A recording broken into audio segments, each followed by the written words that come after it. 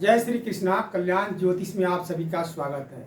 हमारे इस चैनल कल्याण ज्योतिष यूट्यूब पर दशा के बारे में जानकारी प्राप्त कर रहे हैं। हम दशा के बारे में बता रहे हैं कि विषुवंतरित दशा जो होती है उसकी दशा में जो 9 ग्रहों की दशा चलती है तो कैसे फल देखे हैं और किस प्रकार से फल मिलते हैं। तो अभी तक आपने जो है सूर्य के बारे में जानकारी प्राप्त किया कि आपकी जन्म कुंडली में किसी प्रकार से सूर्य किस स्थिति में हो या खराब हो या उसकी स्थिति अच्छी हो, तो उसके बारे में आपने जानकारी प्राप्त किया। फिर चंद्रमा के बारे में जानकारी प्राप्त किया। आज मैं चंद्रमा के बारे में ही फिर जानकारी दे रहा हूँ कि जो चंद्रमा की दशा विषुवंतरित दशा के अनुसार 10 साल की होती है, उसमें हमारे जो 10 साल की दशा में जो 9 ग्रहों की दशा चलती है तो उसमें किस प्रकार से फल मिलते हैं उसके बारे में हम आज जानकारी दूंगा। और आप हमारे चैनल को देखने के लिए सभी का बहुत बहुत धन्यवाद करते हैं। एक सज्जन ने पूछा कि जब भी आप इस ज्योतिष के बारे में बताते हैं तो जय श्री कृष्णा क्यों बोलते हैं, किसी और देवी देवता का और क्यों नहीं नाम लेते हैं। तो सभी अपने अपने किसी भगवान का नाम लेना अच्छी बात है, लेकिन हम इसके बारे में एक अच्छी खास जानकारी दे रहे हैं कि हम जय श्री कृष्णा इसलिए बोलते हैं। एक समय की बात है जब महाभारत युद्ध हो रहा था, मतलब निश्चित हो गया कि तब महाभारत युद्ध होगा। भगवान कृष्ण भगवान जाते हैं और द्रोणाचार्य के समक्ष रखते हैं अपने प्रस्ताव की पांडवों के लिए ये 5 गांव दे दीजिए और युद्ध ना हो तो अच्छी बात है, लेकिन वो लोग नहीं मानते हैं। अब युद्ध होना निश्चित हो जाता है कि युद्ध होगा। तो धृष्टराज जो है राज ज्योतिषी को बुलाते हैं। उस समय बड़े राजा महाराजा के पास जो है राज ज्योतिषी हुआ करते थे, अभी भी होते हैं। अभी लोग बड़े नेता या बड़े अच्छे परिवार वाले जो है किसी ज्योतिष के संपर्क में रहते हैं और या उनके सलाह देने वाले बताने वाले जो कोई अच्छे राज ज्योतिषी होते हैं, विद्वान होते हैं, वो सलाह देते हैं। तो उस समय राजा के संपर्क में हर राज में जो है एक राज ज्योतिषी हुआ करते थे।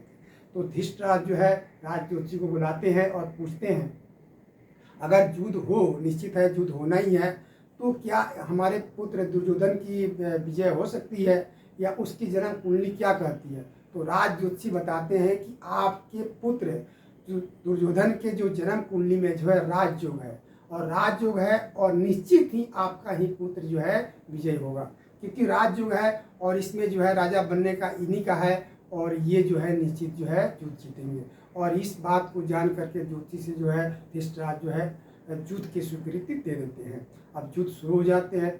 अब कुछ दिन जब युद्ध जो बीता, जब लड़ाई शुरू हो गया तो आधे से ज़्यादा सैनिक जो है दुर्योधन के मारे जाते हैं। फिर धृष्टराज जो संजय के द्वारा पूछ करके वो राज ज्योतिषी को बुलाते हैं और कहते हैं कि आपने कहा था कि हमारा बेटा दुर्योधन के जन्म कुंडली में राजयोग है और हमारा बेटा पुत्र ही विजयी होगा, लेकिन आधे से ज़्यादा सैनिक मारे गए, अब क्या होगा। तो कहा वो राज ज्योतिषी बताते हैं कि महाराज धैर्य रखिए, आपका पुत्र ही विजय होगा। आपके पुत्र की जन्म कुंडली में जो है राजयोग है और यही जो है राजा बनेंगे। फिर युद्ध तो चल ही रहा था। फिर राज ज्योतिषी चले जाते हैं।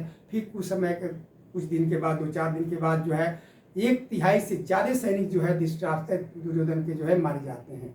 फिर जब संजय के द्वारा धृष्टराष्ट्र सुनते हैं तो बड़ा असंभव दुख व्यक्त करते हैं और फिर राज ज्योतिषी को बुलाया जाता है। फिर वो कुंडली देखते हैं और फिर बताते हैं आपने कहा मेरा पुत्र विजयी होगा और ये तो आधे से ज़्यादा 1/3 से ज़्यादा सैनिक मारे गए, अब क्या होगा।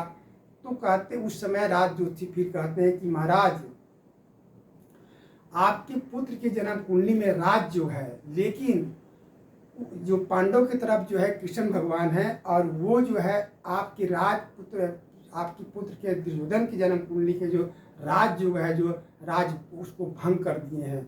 यानी उस राजयोग को जो है भगवान कृष्ण भगवान जो है उस सारे ग्रहों को जो है दबा के बैठ गए हैं और राजयोग जो है भंग हो गया है। अब दुर्योधन को कोई नहीं बचा सकता, मुझे क्षमा कीजिएगा, आपका पुत्र जो है विजयी नहीं हो सकता। तो इस बात से जो है वो दुर्योधन हार जाते हैं और पांडवों की विजय होती है।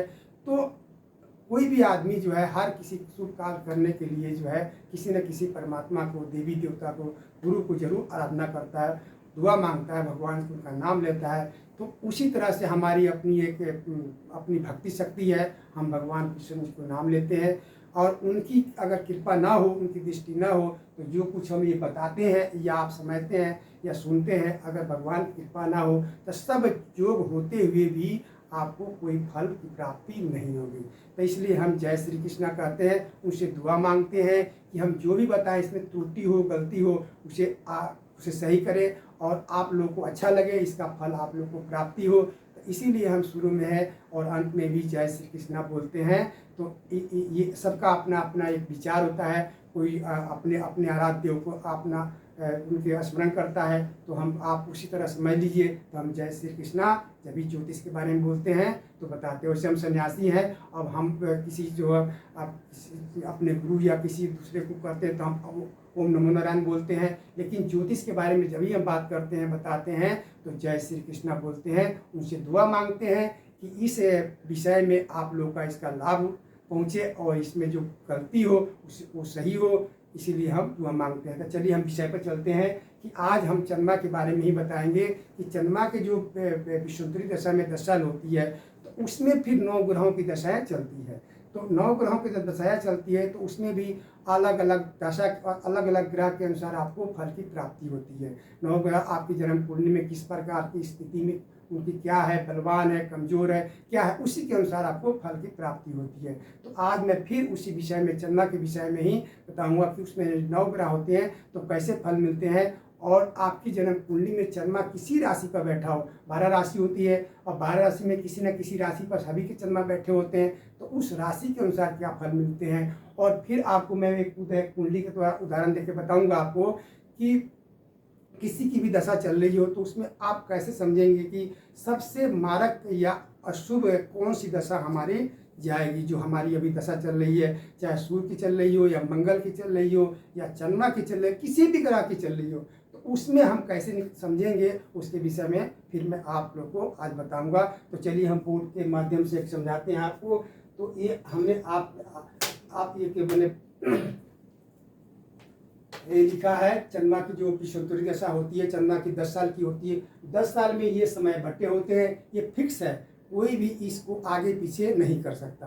तो जो है चंद्रमा की दशा चलती है तो चंद्रमा में जो है पहले जो है चंद्रमा की ही चलती है। हर ग्रह की दशा में पहले उसी ग्रह की दशा चलती है। तो चंद्रमा में जो चलती है तो इनका वर्ष कुछ नहीं होता, 10 महीना होता है। तो चंद्रमा की दशा में जो अंतर दशा होती है 10 महीना होती है। उसी तरह जो है उसके मंगल की होती है, राहु की होती है, गुरु, उसके बाद शनि होती है, बुध, केतु, शुक्र, इस तरह से चलते रहते हैं। तो उस टाइम बटा होता है, उसके फिर अनुसार फल मिलता है आपकी जो जन्म कुंडली में जो ग्रह है। तो जब चंद्रमा की दशा चलती है तो उसमें जो है पहला उसी का चलता है, उसमें संपत्ति सुख लिखा हुआ है। मंगल की आती है तो उन्नतिदायक होता है, राहु का आता है तो कष्टकारक होता है, गुरु का आता है तो अनुकूल होता है, शनि का तो हानिकारक होता है और बुध का चलता है तो धन लाभ होता है लेकिन स्वास्थ्य की कमजोरी रहती है। उसी का केतु का आता है तो समान फल मिलता है, शुक्र का आता है तो शुभ और शुभ लाभ और हानि दोनों मिलता है, उसे सूर्य का आता है तो धन लाभ होते हैं और पदों उन्नति होती है। अब जब आप ये कुंडली मैंने रखा हूँ, ये बड़े महत्वपूर्ण कुंडली देख रहे हैं आप, ये जन्म कुंडली श्री राम जी की जन्म कुंडली है। और इसमें देख रहे हैं सब के सब ग्रह जो है ऊंच के बैठे हुए हैं और सभी ग्रह अपने बलवान हैं। जैसे कर्क लगन की कुंडली है, चंद्रमा अपने राशि में बैठे हैं, गुरु जो है इसी में बैठे हुए हैं, ऊंच के बैठे हुए हैं और हंस नाम पंच महापुरुष योग बना रहे हैं। बड़े ऐसे कुंडली देखने को नहीं मिलता, ये भगवान की कुंडली है, एक उदाहरण के तौर पर मैं रखा हूँ। इधर शनि जो है चौथे स्थान में तुला राशि में बैठ कर ऊँच के बैठे हुए हैं। अब ये भी पंच महापुरुष योग बना रहे हैं, सस नाम पंच महापुरुष योग बना रहे हैं। इधर मंगल जो है 7वें भाव में जो है मंगल बैठे हुए हैं, मकर राशि में भी ऊँच के बैठे हुए हैं और ये भी जो है रुचक नाम पंच महापुरुष योग बना रहे हैं। इधर जो है सूर्य जो है वो मेष राशि में बैठे ऊँच के बैठे हुए हैं, बुध भी वहीं बैठे हुए हैं जो बुधत्व जो बहुत बने हुई है। शुक्र जो है इधर जो मीन राशि में बैठे हुए 9वें भाव में ये भी ऊंच के बैठे हुए हैं। तो ये इस तरह से कुंडली किसी को देखने को नहीं मिलता। तो खैर भगवान की कुंडली है, जब भी लोग अवतारी पुरुष होते हैं तो अपने अनुसार जब ग्रह अनुकूल होता है तभी वो लोग जन्म लेते हैं। तो इस तरह से सभी के सभी ग्रह जो है इनके बलवान हैं। तो इसके विषय ज़्यादा नहीं करूँगा।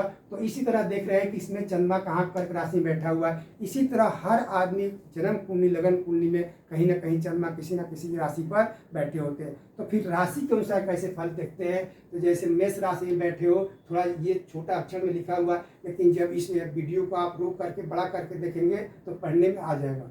तो मेष राशि में बैठे हो चंद्रमा तो क्या मिलता है, स्त्री सुख, विदेश से व्यापार, कला तथा स्त्री रोग होता है। यानी लाभ तो मिलता है लेकिन कुछ उसे अशुभ फल मिलते हैं, यानी स्वास्थ्य की भी परेशानी रहती है। उसी तरह वृषभ राशि में हो तो धन लाभ होता है, सवारी का सुख प्राप्त होता है, स्त्री से प्रेम होता है, माता पिता को थोड़ा कष्ट होता है। उसी तरह अगर मिथुन राशि में बैठे हो तो देशांतर होता है, आदमी बाहर जाता है, संपत्ति का लाभ होता है। उसी कर्क राशि में बैठे हो तो गुप्त रोग होता है, धन धान में वृद्धि होती है, कला से प्रेम होता है।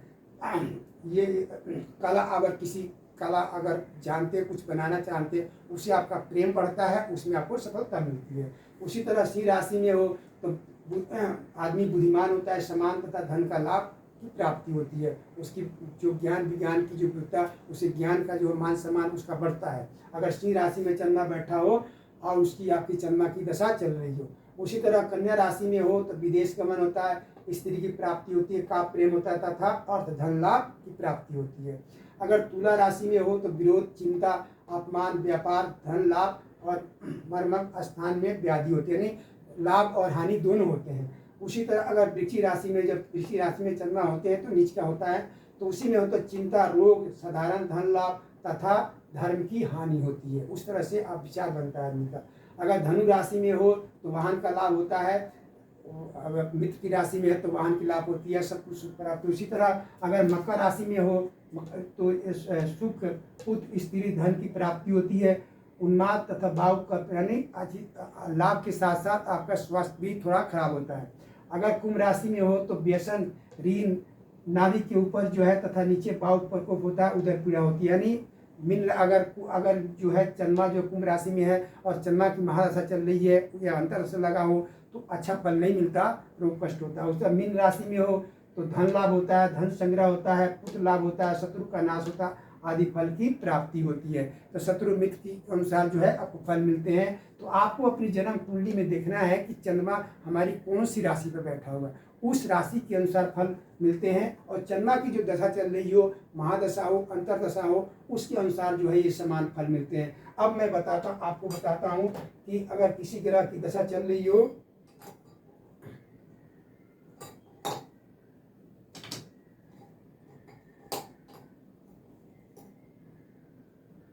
अगर किसी ग्रह की दशा चल रही है तो उसमें हम कैसे समझेंगे कि कौन सा ग्रह की दशा जो है हमको विशेष अशुभ फल देगा, मारक समझेंगे या कष्टकारक होगा।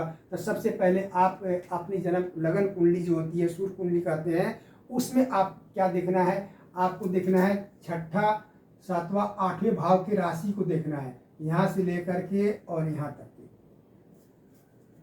छठे स्थान और सातवें स्थान और आठवें स्थान के राशि को लिखना है। उसी तरह जो है तीसरे और दूसरे स्थान के राशि को लिखना है। इसके जो है एकादश स्थान और द्वादश स्थान के राशि को लिखना है और ये 3 घर के राशि को लिख लेना है। तो हम कहीं से कहीं लिख सकते हैं। तो जैसे इधर शुरू करते हैं तो हम यहाँ से शुरू करेंगे तो क्या है 5, ये 5 और ये आ गया 6 और इधर शुरू करते हैं तो 3 और ये आ गया 2 और यहाँ से फिर शुरू कर दें तो इसमें क्या कौन सा अंक लिखा है 9 और इसमें लिखा है 10 और इसमें क्या है 8वें स्थान में 11। ये राशि है, इन राशियों को लिख लेना है। अब इस राशि के मालिक जो होते हैं, स्वामी भी कहते हैं, उसको लिखना है। तो जैसे इसका हम मालिक लिखेंगे, इसका स्वामी क्या है, इसका सिंह राशि है, सिंह राशि का स्वामी कौन होता है, सूर्य होते हैं। तो यहाँ सूर्य लिख दिया हमने। उसी तरह जो है ये 6 का अंक है, 6 के मतलब कन्या राशि, तो कन्या राशि के स्वामी बुध होते हैं, तो हम यहाँ बुध लिख देंगे। उसी तरह मिथुन है, 3 का अंक है, तीसरा नंबर के राशि मिथुन होते हैं, तो मिथुन राशि का स्वामी भी बुधि होते हैं, तो यहाँ हम बुध लिख देंगे। अब यहाँ 2 नंबर लिखा है, तो 2 नंबर के मतलब वृषभ राशि है, वृषभ राशि का स्वामी जो होते हैं शुक्र होते हैं, तो यहाँ हम शुक्र लिख देंगे। अभी है 9 नंबर का मतलब हुआ धनु राशि। धनु राशि का स्वामी जो होते हैं बृहस्पति होते हैं या गुरु, एक ही बात है, तो यहाँ हम गुरु लिख देंगे।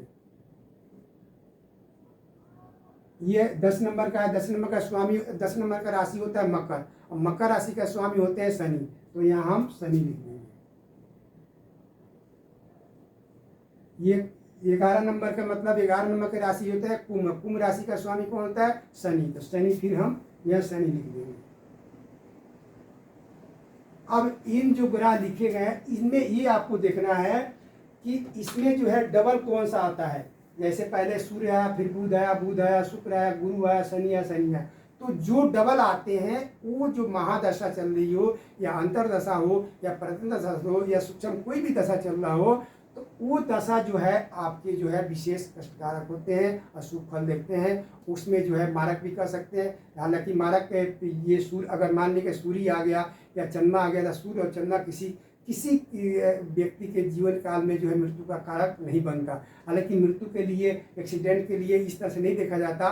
उसे जो है दृष्टांत कुंडली देखते हैं, 22वां दृष्टांत में कौन सा ग्रह गया हुआ उसके अनुसार जो है दुर्घटना घटना और जो है विशेष अकाल मृत्यु के बारे में देखा जाता है और अकाल मृत्यु होती है। ये हम आपको कष्ट के लिए बता रहे हैं कि इसमें जो डबल आ गए, जो डबल आते हैं, तो इसमें हम डबल कौन आ गया, ये डबल बुध आ गया, बुध जो है 2 बार आ गए और शनि जो है 2 बार आ गए। यानी बुध आ गए 2 बार और शनि जो है आ गए 2 बार। तो इस कुंडली के अनुसार आपको जो है डबल जो ग्रह आते हैं वो ग्रह जो है ज़्यादा विशेष कष्टकारक होते हैं, यानी उसमें अशुभ फल मिलते हैं। तो आप अपनी जन्म कुंडली में इस तरह से देखना है। ये 6ठे 7वें और 8वें स्थान के राशि के मालिक को लिखना है। फिर आपको तीसरे, दूसरे और 12वें और 11वें स्थान के राशि के मालिक को लिख लेना है। और जो डबल आए, चाहे 3 बार आए चाहे 2 बार आए, उसकी दशा जो है महादशा हो या अंतरदशा हो वो कष्टकारक होते हैं, विशेष शुभ फल नहीं देते हैं। तो इस प्रकार से जो है आप अपनी जन्म कुंडली में देख करके या ये जानकारी प्राप्त करके आप दूसरे को बता सकते हैं। अपनी जन्म कुंडली को खुद आप समझ सकते हैं कि हमारे जन्म कुंडली की जो दशा चल रही है वो हमें कितना अच्छे और शुभ फल देंगे। तो ये हमें जानकारी आपको कल्याण ज्योतिष यूट्यूब पर मिल रहा। ये सब जानकारी आप लोग को अच्छी लगता हो तो इसे लाइक कीजिए, हमको सपोर्ट कीजिए, आप हमारे साथ बने रहिए। अगली बार मैं मंगल के बारे में बताऊंगा कि मंगल की दशा 7 साल की चलती है विशुद्धि महादशा में, तो उसमें क्या फल मिलते हैं और कैसे हम देखेंगे कि मंगल हमारा जो है कैसे खराब है तो क्या फल मिलते हैं और अच्छे हैं तो क्या फल मिलते हैं। तब तक के लिए हमारे साथ बने रहिए। सभी का हम बहुत बहुत धन्यवाद करते हैं। हमारे साथ बने रहने के लिए बहुत बहुत धन्यवाद। जय श्री कृष्णा, राधे राधे।